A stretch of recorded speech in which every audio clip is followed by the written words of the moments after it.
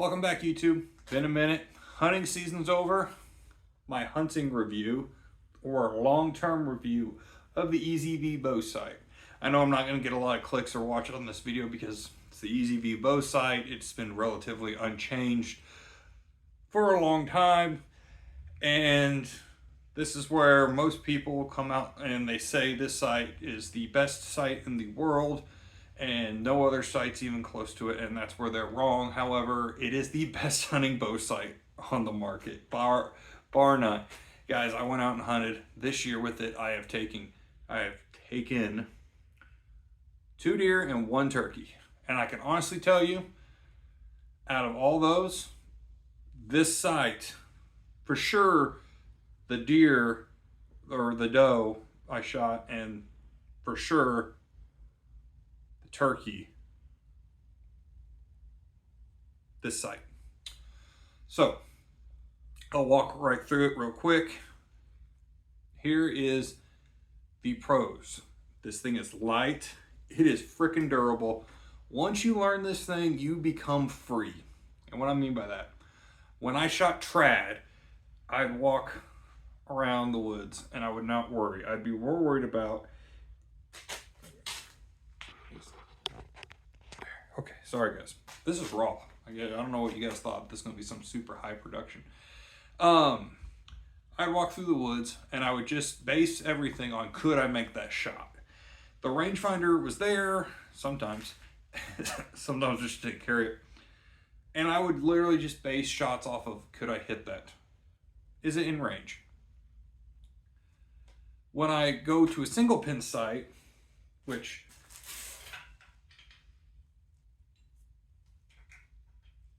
I've got my housing right here, you know, single pin, which was my other favorite bow sight. I would get so ingrained with that rangefinder, I would have to almost range before I shot every animal. It was like, how far away is he? I don't know. I killed things with them.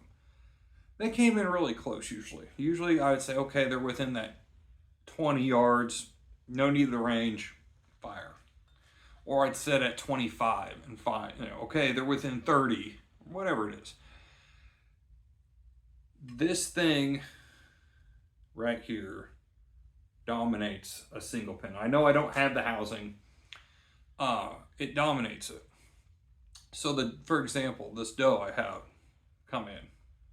She came in, she was at the base of my deer stand. As soon as I drew back, up, bounces off 20, 30 yards, turns and looks at me. Actually, and all I did with my V, take that V up, wham, nailed her. She runs off, she goes 20 yards, falls over dead. And after I shot, I asked myself, how far away was she? I didn't know. I honestly did not know how far away she was. But I freaking hammered her. Range at 25 yards. With a single pin sight, I would have had to guess on the fly. Up high, low, you know, hold off Kentucky windage. This. If you had a pin sight, you're still guessing. I didn't think with this. I just put the V where it needed to go. Arrow went where it needed to go. Fast forward, I have a turkey. I'm out deer hunting in Missouri. We are allowed to take turkeys if you purchased a turkey tag during deer season. So basically you can do 2 tags in your pocket. Bunch of turkeys walk in. Again, I don't think about how far away they were. I literally pull this sight up, there, hammered it in. Which was good because the other, when I looked up, the biggest hen there, because I'm allowed to hunt in the fall, starts clucking, and I'm like, okay, it's time to rock and roll. And so I draw back, frame, claim, like the name says. It's over. Great. And then I go, how far away was she? So then everything's over. I see that she took 2 steps, hammered her. And now I range 25 yards. Then to my last one, I had a buck, and he walks in. I know he's close, and I just grab my bow. I don't even worry about what the rangefinder is. It doesn't bother me anymore. And he comes in range. I draw, frame, shoot, hammer time. That's what this sight gives you. And that's what I'm going to keep hounding on, because I think that's something a lot of guys miss out on. And I'm going to tell you the bad part too. That's another thing a lot of guys won't do, is I'm going to tell you the bad. A lot of people are going to only tell you the good. I'm going to tell you the bad, about the things I don't like about this sight, the shortcomings. I didn't think about it. I don't move. I literally, I'm sitting there with my bow, and deer walk in, or turkey. I make sure my release is clicked, and I just, in my head, is it close enough to hit? Can I make that shot or not? That's all I care about. I don't care. Yeah, if I have time, yeah, okay, okay if they're past that tree, but I don't remember it. Again, I shot a single pin sight because multiple pins. I didn't like thinking at full draw, like, oh, this far is that far. Oh my gosh, I don't know how far. This thing I don't think about. I just go, okay, I can hit it or I can't. I would have lost probably all those animals, except for maybe the buck. The doe, I might have been able to guess and hit. The turkeys, I probably would have been so ingrained from shooting 3D. Range, dial, shoot, which is how I shoot this sight, which is fine. This sight for targets, amazing. And long range. And that's what we're going to get into, the part that I think the biggest failure on this is the EZV bow sight. I don't think it's a long range bow sight. There are videos. We went in our forums, and there are guys that shoot this bow sight out to 100 yards. And I'm going to say good for them, because that's not me. It is what it is, guys. I'm sorry. If I'm shooting past 60 yards, this is my sight. A single pin. 60 yards and in, the V. Now, another downside is when they got past 50, I really need to range them. So this is a personal shoot, guys, and this is for me. I'm telling you my experience. Maybe you can make it work better.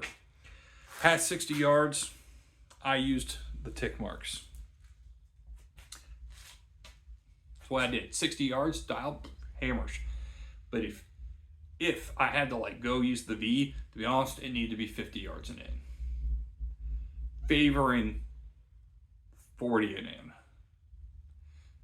Now, for my hunting, not a big deal. If they're out that far, 50, 60 yards, I feel like I should have time. If I don't have time to range them that far away, probably shouldn't shoot them. That's just me. But when it comes down to the distance where I saw the most animals, the V. Another downside, if you think of it's a downside, I slowed my bow down, which meant I shot a heavier arrow. So you have to monkey with this sight. It's not like a plug and play. It's not like one of these, single pins. You dial at 20, you shoot your bow through a chrono, you walk over, you slap the sight tape on, and you're going to 100. That's not how this is going to work. You're going to get this bad boy. You're going to go to the range. You're going to need that rangefinder for a little bit. The best way I can describe it is get this thing sighted in perfectly at 20. If you have a chrono, shoot your bow through the chrono. If not, take a good guess. There's plenty of calculators out there. You can do this. And then kind of go from there. If you're shooting high, Range Fairy talked about this, start changing you change your disc out. I found that I needed to go about 270, 280, and that was perfect. I never went slower. I had no interest in going slower, but I will tell you 290, 300, 330, or 320. because I have bows that will shoot that fast. Not the best. Not the best. The V here, if you want to get up close to it, you see that V, like right here, will start to become a U. And I found it very hard to judge and very hard to use. 300, 290, I personally, again, you can try it. If you can do it, you can call me stupid. I preferred 280. 280 was my favorite. It put me about a 500 grain arrow. Pretty awesome setup for hunting. And I listened to a lot of podcasts, and even guys who bash heavy arrows tend to end up about 500 grains, which is okay. Or even that 280 feet per second. They tend to really like that. So again, for me, if you're going to shoot fast, this ain't the sight for you. If you're going to shoot far, this ain't the sight for you. And I say far, I mean, realistically, I'm talking 60 plus. There are inserts, and you could technically set up an insert for those really far distances. Even then, I found past 60, the gap at the bottom here, the gap right here, was so big it was hard for me to judge, or hard for me to get a really tight group. It would sling them in the kill zone, but I personally would stay away. I know there's guys that put these on sliding sights, and they, that's it. But that's the beauty of it, and that's ultimately where I'm going to come back to. Why this is the ultimate bow hunting sight. It's because this sight allows you to hunt like a trad hunter and gap shoot, and that's amazing. Also, this is not a technical sight. You are going to have to figure out how this sight works. You are going to have to figure out how your eye, your depth perception, and everything goes. And that's why this sight's probably never going to be mainstream. It's because it takes some tinkering and figuring it out, okay. But once you get it, guys, the world opens up. And that bow, that compound bow of yours, becomes an extension of your body, and it's amazing. Guys, this brought back so much about hunting I love, especially bow hunting. This turned you into what I think of the ultimate predator. And went through the season, all my shots were really close, and I'm thinking, okay, well, that's it. There's no way that this would work out west. And I hear that. And then I listen to a lot of podcasts of elk and not so much mule deer and pronghorn, but elk, moose, and a lot of guys are still shooting underneath 60 yards. I understand we all see Cam Hanes and Joe Rogan, and those guys are so cool.